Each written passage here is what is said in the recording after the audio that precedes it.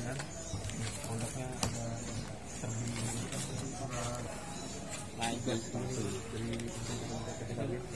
palsu semua, dari cap itu dia buat sendiri, tanda tangan di palsu. Terus ini ada identitas, ini capnya.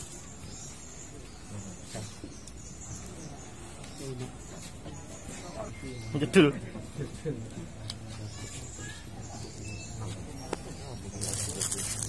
Wadio. RSUD.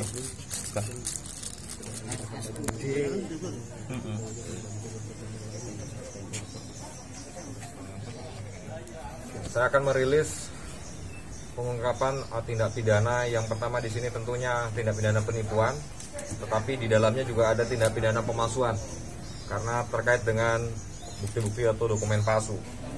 Modus operandinya adalah tersangka atas nama AWS ini melakukan bujuk rayu terhadap korban.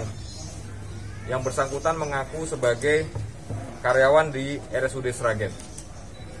Modusnya adalah yang bersangkutan memberikan jasa untuk menghubungkan kepada bagian personalia, kira-kira begitu, di RSUD Sragen, sehingga tersangka menggunakan 2 handphone. Handphone pertama digunakan untuk menghubungi korban atas nama yang bersangkutan, atas nama tersangka. Handphone kedua digunakan untuk menghubungi korban seolah-olah dari pihak rumah sakit, padahal dua handphone ini operatornya sama, tersangka juga.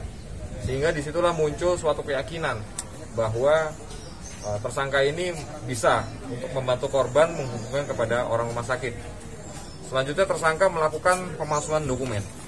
Pemalsuan dokumen seolah-olah si korban sudah diterima di tempat yang dijanjikan dengan menerbitkan sebuah dokumen. Padahal dokumen ini merupakan dokumen palsu yang tersangka buat sendiri, termasuk dengan capnya, termasuk dengan tanda tangannya. Inilah yang meyakinkan kepada korban bahwa ternyata benar tersangka berhasil untuk membantu korban masuk ke instansi. Untuk korban pertama mengalami kerugian Rp113.450.000 sebagai bentuk imbal jasa memasukkan ke tempat pekerjaannya. Dan pada saat ini kita mengembangkan penyelidikan, sudah ada 4 korban lainnya.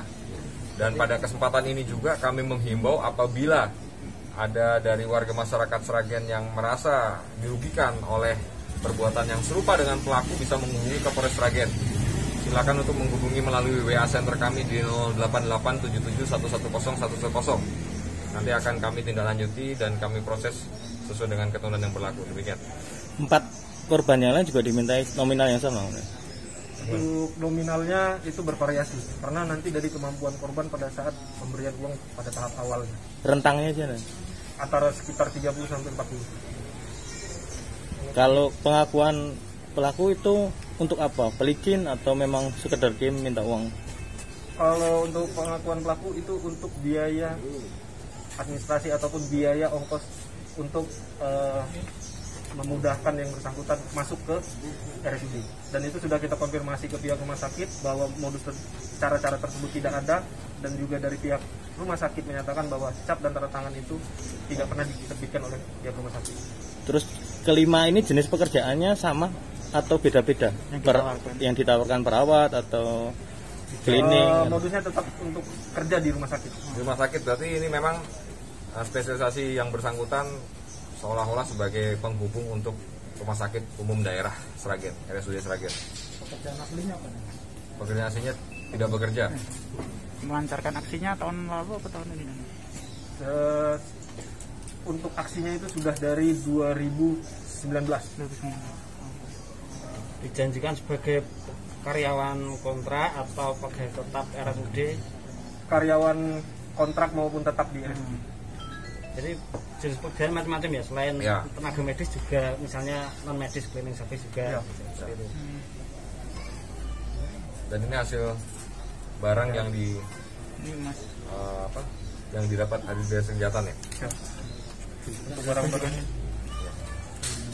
Dan boleh di mundur ya.